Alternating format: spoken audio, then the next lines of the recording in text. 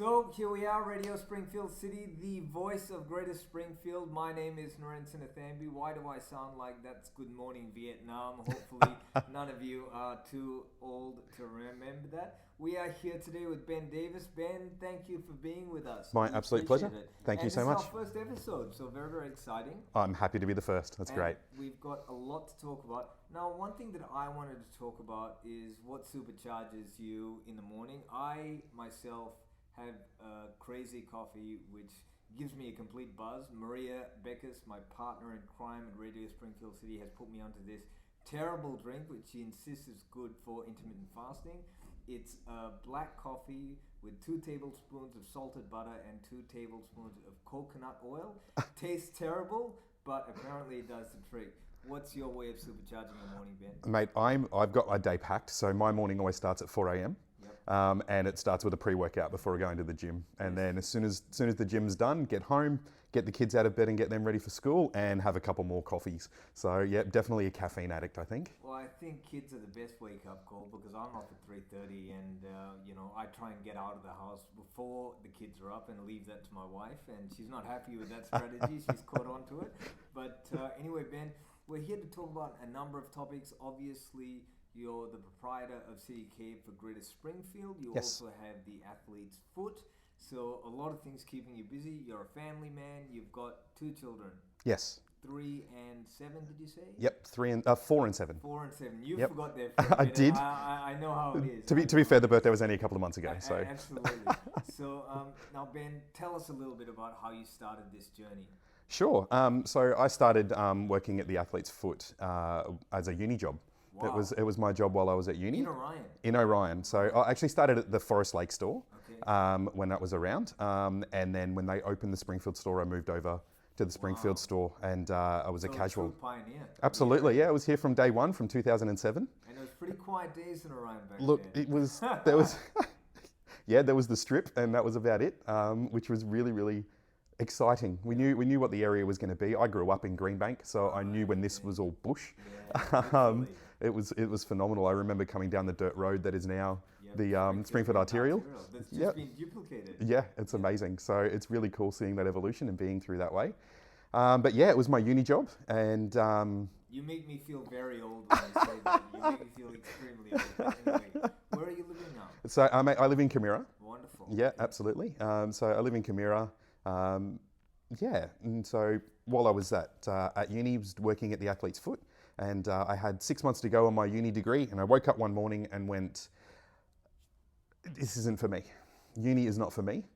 Right. I woke up, and so I didn't go that day. Just didn't go to my classes. Wow. And I woke up the next morning, and I had work at the Athlete's Foot, and I had energy, and it just sort of clicked in me, and I went, "Okay, this is what I want to actually do. Wow. This is what I want to do with my life." And I gave up a professional career to do retail. And what were you studying? And I was studying a Bachelor of Education and a Bachelor of Creative Industries in drama. So I was going to be a drama and English teacher yeah, okay. at QUT. And how did you end up acquiring the rights to that Athlete's Foot? So I, after I had decided that was what I was going to do and I was going to work at the Athlete's Foot, I rang my boss and told him that I wanted a full-time job. And he asked me if I was insane because I only had 6 months left to go on my degree. And I told him, no, this is definitely what I want to do, but I want to buy the Springfield store from him.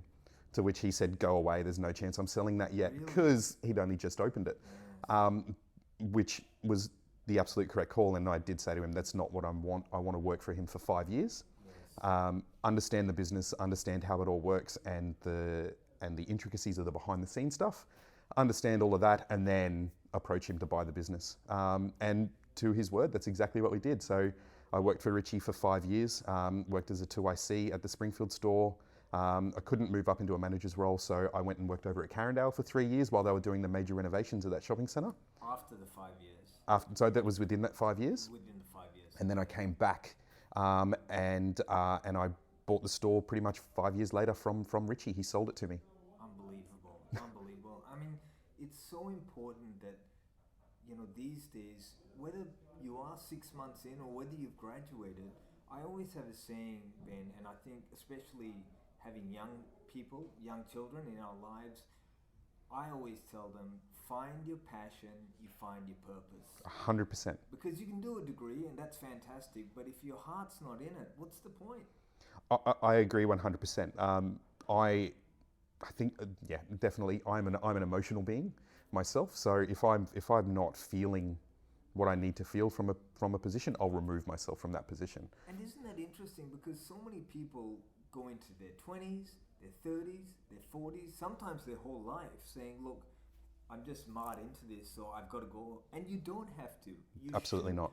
Absolutely. And you're very lucky that you had a boss who, whilst he didn't want to give it to you straight away, he supported your vision, but you also had the commitment to go out, find the managerial skills, and all these types of extra, like you said, behind the scene intricacies that you need to run a shop. Because when the shop is yours, it's yours. You're the bookkeeper, you're the marketer, you're the one that sells, you're everything, aren't you? 100%. Regardless of whether you have a franchise behind you, you are the franchise. Absolutely, and I think it's really important, and I think probably one of the biggest mistakes that a lot of people can make when they start in a franchise or in a small business is they miss the focus on the culture and developing a culture within their business that translates down to their staff, and just creating the right communication levels with their staff, with their customers, creating just an environment that people actually want to be in. And that's really, really vital. And when we're in a community like Springfield, where everybody kind of wants to stay in Springfield, having that community connection and being a part of the community emotionally is the best thing you can possibly do. And it's so interesting that you say that, because I always find that when you travel outside of Greater Springfield, I feel that you've almost left this bubble, because you're on the Centenary Highway. The next thing you are is you're in Jindalee, or you go the other way and you're in Red Bank Plains. But Yeah. there's this kind of road that just leaves you from the Greater Springfield bubble. And my wife always gets angry at me when she sends me for bread and milk and I've gone 2.5 hours. She thinks I've gone night clubbing or something like that. And I said, no, I've just met a lot of friends and colleagues down at Orion. And Absolutely. I think that's very different. And I'm not going to name any other shopping centers, but when I go in there, I just feel like I'm sardine packed in. I get tense, I get anxious, and I just want to get out of there. But I think the best thing that Mirvac did when they built that shopping center was create that strip, because you see your people watching, you end up meeting someone that you catch up with. But going back to the athlete's foot where you are, a lot of people I find in the 22 years that I've been at Greater Springfield is that they want to see the person behind the brand. You can't just rely on the franchise. The franchise is extremely powerful, but there's so many times, and my wife has a little bit of a go at me about this, but I refuse to go and spend money at a shop where they don't ask me, can I help you? And she says I'm a little bit sensitive about it, but I said, look, that person's probably earning $20, $30 an hour. If they can't take 3 seconds to say, hi, how can I help you? Why should I go? That's less than probably 1 cent of their time. Why should I spend the time with them? And going into a store, knowing that I'm going to see Ben, knowing that he understands I'm flat-footed, I need a special type of shoe, I prefer this over that, and you just get to know me. I find that money actually becomes a secondary objectivity to that. They say, well, Ben looks after me, and if I have any problem with this, he knows my footwear, he knows I'm always on site, he knows that I'm doing 10,000 steps a day or whatever it is. That really makes the business. Would you agree? Oh, absolutely, and that's something that we kind of focus on. Our philosophy within the store that we talk about is that we don't sell shoes at the Athlete's Foot. In particular at Springfield, we don't sell shoes, we sell fit. And so what that means is that, yes, our job and our goal is to fit the correct footwear to the person, but that's not everything we need to fit.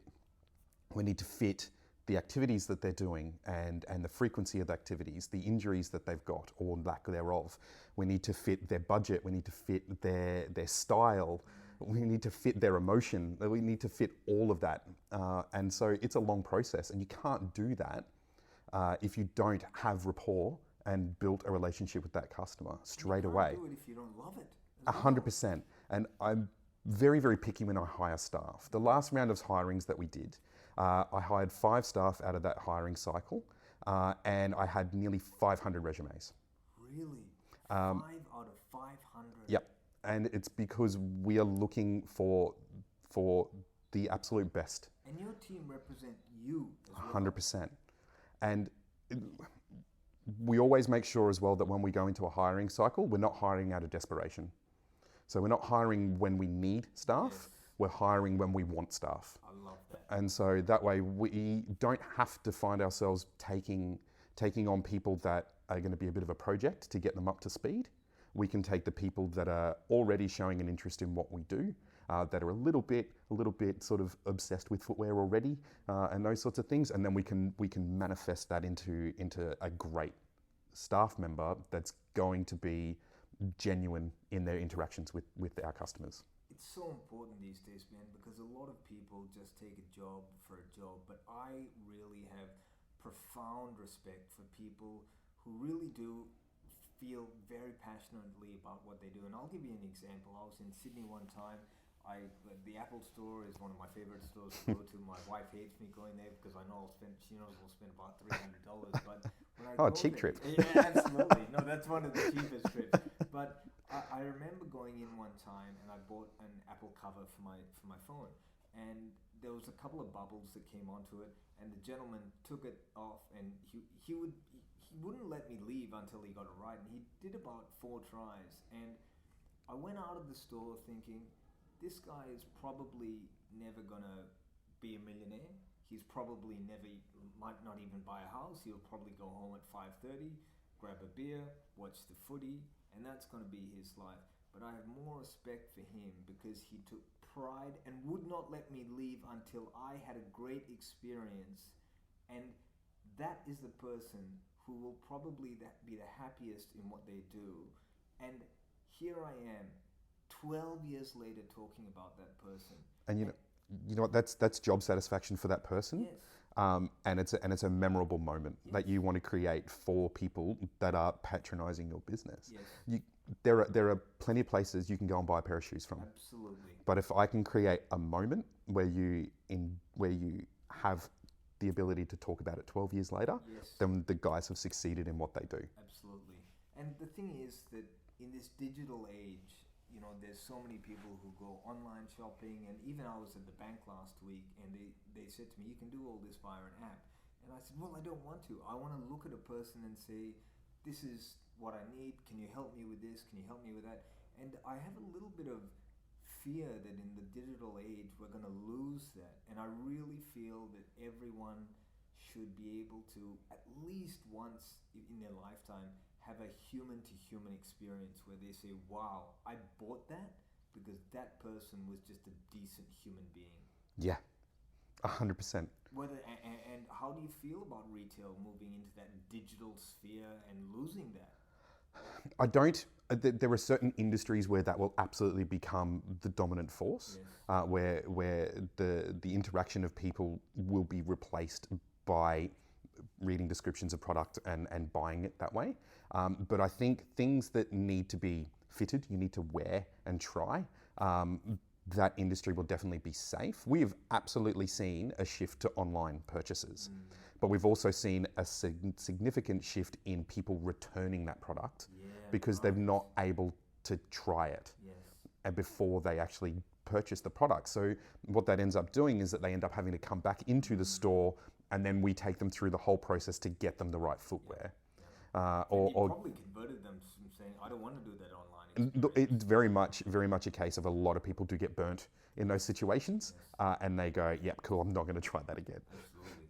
Now, I find that, we were talking about Springfield earlier. I find Greater Springfield extremely unique, and a lot of people can say that I'm biased, but I don't feel that I am, because I feel that the businesses that thrive, not just survive, but thrive in Greater Springfield are the ones that connect with the community. We have a very, very, very special community that if they are looked after, they will go to that business for as long as they live here.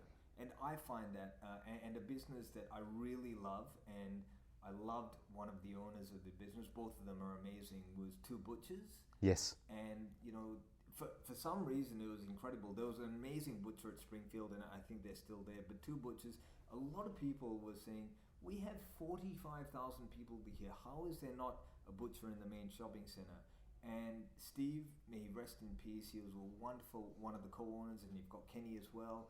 But when they opened the store, they went out of their way to help people, and even going up to a veil at Mother's Day and giving all the seniors their flowers. Like, that was the kind of stuff that made them really the heart and soul of the community. And there's at least 5 or 6 other businesses that I can name. They might not be in a primary location, but they've got heart and soul. And the Springfieldians are extremely loyal to them. Extremely loyal. Absolutely, and we found that as well. We do a lot of local sponsorships as well, as much as we can, anyway, within the budget. Yes. As long as you do it from the heart, 100%. They are grateful. Absolutely. You don't need to give stupendous amounts, but they say, you know what, Ben's just starting up, and he supported that. I appreciate that. Look, we will give where we can. So our big focus is obviously to the people that we can see the most benefit of, that's mutually beneficial. So we sponsored Springfield Runners Group, which we've had since I took over. So that's 10 years, wow. 11 years. We've sponsored Springfield Runners Group. How big that group is. It's phenomenal. One of the biggest in Queensland, Yeah, isn't it? absolutely. I couldn't believe that. Yeah, nearly 3,000 members. It's phenomenal. And those guys are great. They're so inclusive of everybody, no matter what their fitness levels are or anything like that. There's always an ability for somebody, which is great. So we're really happy to do that. The other big one that we sponsor is pretty much every single local school. Right. So each back to school time is our busiest time of the year. Yes. We'll do a significant amount of formal school shoes and sports shoes and all that sort of stuff. We're actually the biggest school shoe retailer in Australia. Wow. Formal school shoe retailer in Australia. Okay. So we have an insanely big range, and what we do with that range is, for every shoe that's purchased, we donate $5 back to your school. That's fantastic. So places like Stack, we give them around about $1,500 every year. Right. Springfield Central, around about $600 to $700 every year. We sponsor pretty much every school. I think there's about 27 schools that we do within our community 27. group. Yeah. That's incredible. Yeah, because our territory reaches all through Greenbank and through Bow Desert as well, and out west through Ipswich as well. That's amazing. See, I didn't even know that, and I'm sure many of our listeners didn't know that. Now, you've gone on another entrepreneurial journey, and that's We have. City Cave. Yes. I'd love to talk about that because, firstly, I think health and wellness has become a massive, massive topic of awareness, especially post-COVID. 100%.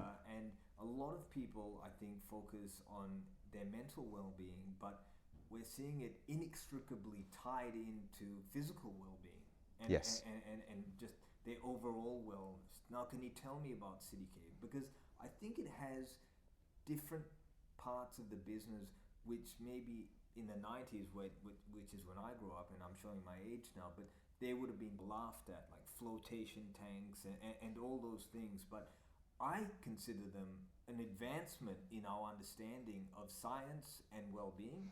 And Absolutely. we've turned them into wellness areas. So share us a little bit about City Cave, because I know it's exploded as a franchise. City Cave was extremely exciting to get involved in. We got involved, my wife and I bought her one of our Florna packs, which is a float and a sauna. Right. So I bought her one of those for her. Yeah. So we bought that for her. I bought it for her birthday about 2 years ago, and we came out of it after having our float and our sauna, and she just looked at me and said, "We need to buy one of these. Really? This is just phenomenal." And that was at the Springfield Centre, which was great. So we did our research, and we ended up buying one about 18 months later, and we built it up in Cairns. Right. So Why did you go to Cairns? because there was no territories left in Brisbane, but this was a means for us to get into the network. So we built that one up in Cairns, which was really, really exciting because it taught us how to run a business remotely, which was really cool. And Cairns was ideal for this type of therapy and this treatment. They absolutely lapped it up. And ironically, Cairns has a huge amount of sauna. You wouldn't think for a hot climate. Didn't think that at all. So yeah, it's very, very unique in Cairns, which we loved. But then the opportunity came up for us to purchase the Springfield store and the Ipswich store. Right. So we bought both of those You 6 don't weeks slow ago. down, did you? No, mate. No, we don't slow down. We don't slow down. Lucky you've got some great footwear that keeps you safe. Just keeps me running. Yeah, so we bought the Springfield and Ipswich stores 6 weeks ago. Wow, And congratulations. Thank you. It's been phenomenal. I absolutely love the business. I love the concept of the business, and I love the energy of the franchise and the culture of that franchise network. It is just, because it's in such an infant state, there's so much collaboration within the network, and we all get to have our ideas and pitch ideas, and it's just a beautiful moment to be involved in a brand new business. Well, obviously I understand, and I think our listeners understand what the Athlete's Foot does, but share with us some of the services that CityCape does. So you've talked about Florna. Yes. But break it down for us a little bit. Sure. So there's 3 main services that we provide, and that's a float therapy, infrared sauna, and then massage therapy. Tell me about float therapy. Absolutely. So float therapy, what we do differently to pretty much any other float that you'll ever have seen is we don't use float pods. So you don't get into a pod and close the door and get that claustrophobic feel. Right. What we've done is we've set up 3 rooms. That's what I thought they were. They were like chambers almost. No, we've set up rooms. So literally your own cave. Right. Okay, and inside of that cave is a pool that has around about 1,000 litres of water in it, and 450 kilos of magnesium sulfate. Wow. So that water is thicker than the Dead Sea. Really? Yeah. So it's absolutely phenomenal. You absolutely do, because when you get into that pool, the water is set at 34.5 degrees, which is the same temperature as the air. So we monitor the air as well. And the reason it's at 34.5 degrees is because that's the same temperature as your skin. So when you're in the pool and you settle down, you turn the lights off and the room will go completely pitch black. Okay. And it shuts off your sight sensors. And No distractions, nothing like that. So we tell you to turn your phone off, not on silent because it'll buzz. Turn it off. Yes. Into the pool. Which is a good thing, to be honest. Look, disconnection is really, really important to that mental health. Absolutely. So yeah, it's really good. So you get into the pool, you turn the light off, and you'll start to settle, and your body will settle, your mind will slow down, your heart rate will slow down, and you'll start to just relax. And the reason the air temperature, the water temperature is the same as your skin is because it will literally give you that sense of weightlessness. You won't be able to feel where the air begins and the water ends. So everything is regulated at that body temperature, and so all the touch points on your body are completely nullified. So we remove that sensory, that touch sensation as well. Yeah.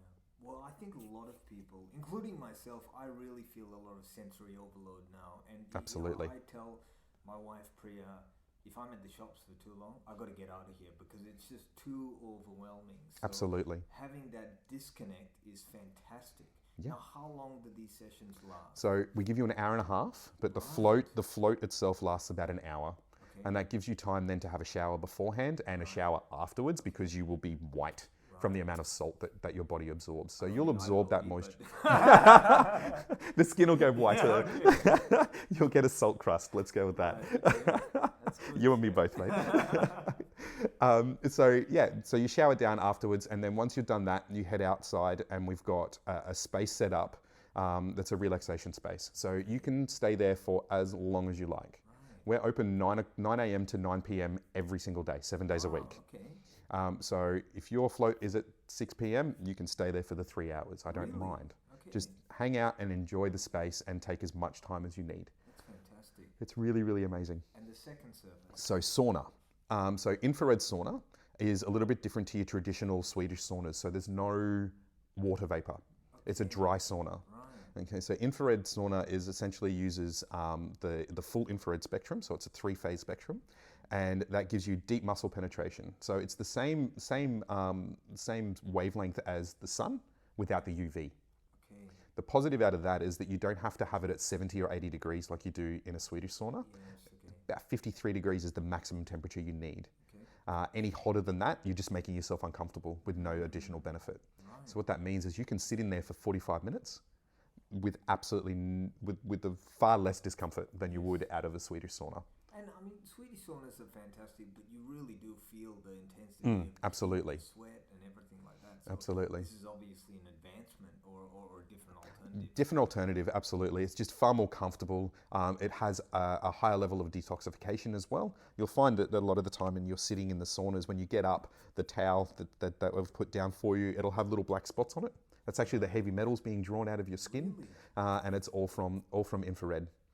So it's pretty amazing, and that helps insanely with muscle recovery. So we lose a lot of athletes that will come in after doing big events or during like heavy training cycles. We'll use the infrared sauna, and the bonus out of that as well is a 45-minute session. You can burn up to 600 calories. Wow. So that's always a nice little. I mean, that's a nice little ice cream afterwards, right? Yeah. And the third service.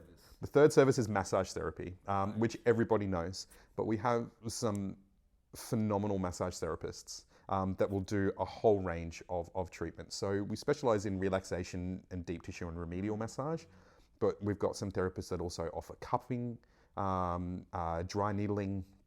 One of our therapists at the moment. Cupping and dry needling? Yeah, absolutely. Yep. One of our therapists at the moment is training up to do lipedema treatment, which is amazing, an amazing treatment to have for a lot of people that have issues with fat storage and things like that. So that's going to be amazing when she's fully qualified to do all of that. Is that similar to fat freezing, which I've kind of... No, this is a massage therapy. So lipedema, you're going to have to excuse me if I get this wrong, but basically the fat inside, the fat cells harden and your body can't process them properly. So they actually have to be moved in order for your body to break them down. I never knew that you had massage therapy. That's fantastic. Yeah. That's fantastic. Now, where can we find you? So we're up at the Spring Lake. Yeah, we're up at Spring Lake Metro. Okay. So near the McGrath Real Estate. Oh, yes, up there, and the Night Owl. So we're in between those guys. Okay, right. Okay, I've got you. Remedy Coffee. Yes. Yep, across from them. So after I've lost the 600 calories, I can get a Remedy Coffee. Absolutely, spot on. Guilt-free. Yeah, absolutely. So realistically, you gave this gift to your wife. It's almost a gift that keeps on giving. Absolutely. And mate, it's great because my wife has a beauty therapy background. So this is her wheelhouse, and she is just. She's an inspiration. She's phenomenal at this. All our wives are the inspiration. Mate, they absolutely are. We're just the spaces of it, right? So but they do all the hard work. 18 months later. Now tell me about the time. I find it fascinating that you started remotely. How was that? Was that a challenge for you? Extremely. Yes. But what it also did is it taught us how to be efficient. And which is vital in business. 100%. There are, you can really get bogged down in the micro transactions. Instead of looking at the macro picture. And when you're doing things remotely, that's really tricky to do. It's really tricky to look at the overall arcing picture and what is going to be more effective and the better use of your time. And then delegation of those micro pictures. So, yeah. Yeah, sorry to interrupt, but I was just going to say it's a crucial point that we may have skipped over, but the staff in Cairns must have profound trust and respect for you as well. And your wife's name, sorry? Melissa. For yourself and Melissa, they must say, well, we've got to do the right thing because they're the face of the business in the end of the day. You're on athlete's foot, you're up in Brisbane, you've got kids, so they must really rely on you. And that goes back to having the right vision, and they must see you as a bit of a leader that wants to look after the business on your behalf. Communication again, that's the absolute key. So they've got to believe in you. Absolutely, and just simple rewards. Never underestimate the ability of just saying thank you. Absolutely. Of just telling the guys, you know what? Yep, this month was a bit tough, but we can see through your KPIs and the stats that you've got that you've given it an effort, and we can appreciate that. So thank you. Yes. And never underestimate that. The positive that I think for myself. And Melissa as well, the both of us, is we started at the bottom, right? We were both casual employees earning... People can probably see that, you know? Yeah. Ben hasn't just come here, he's actually dropped out of uni, he pursued his vision, he did the half decade, and they've done it. Mate, Melissa and I were living out of home, she was working full-time as a beauty therapist. I was studying and working at the Athlete's Foot. We hardly saw each other. and paying for a house in Hurston so that we could go to uni. And then when I took over and took on a full-time role, I was earning $40,000 a year, and we just focused and saved every cent that we could to get the deposit that we needed to buy our Athlete's Foot store, because that was our goal. That was our focus and that was our drive. And we knew we had 5 years, so we just buckled down and got it done. And made those sacrifices, and we kept telling ourselves that we sacrifice now because the future is going to be easier. I think that's what young people need to hear, Ben, because it's all about, everyone thinks that they could, I mean, my son always talks to me about a character called Mr. Beast, and subsequently Yes. learn about him as being a YouTuber, and they all think that they can, become millionaires by being gamers and all the rest of it, which I think is wonderful that those industries and areas have opened up. But I think that everyone still needs to understand you still need to have a work ethic. You still need to turn up, do the work, because I'm pretty sure that whether it's Mr. Beast or Logan Paul or any of these guys, they're studying what they do. They might have started it off as a game, but they're in there looking at the analytics and what to do next, and you don't get to do that unless you put the work in. It's big business. Absolutely. It's big business, and these guys are the same as when you're growing up as a kid wanting to be a football star, right? Absolutely. It's the 0.1% of people that make that. 100%. And I think that one piece of advice that we can give anyone, and we talked about it earlier, is find your passion. 100%. And I think this is the thing that I get from my father as well, who said, look, I never wanted to be an entrepreneur. I just ended up finding something that I love. And even now, I get supreme inspiration from him and my mother, who started off nursing, and she became a nurse, and then she gave it all up to help him as a secretary and started the business. And he always tells me, every day I turn up to work, I'm still that boy from the village with no electricity and no running water, because that's how it has to be. And we really, really appreciate your time in telling us your story, and congratulations to everything that you and Melissa have achieved. Thank you. We'd love to support you, not only at City Cave, but the Athlete's Foot. And I really appreciate it. Thank you. Thanks for your time, Thank Ben. you so much. Take care of yourself. Thank you.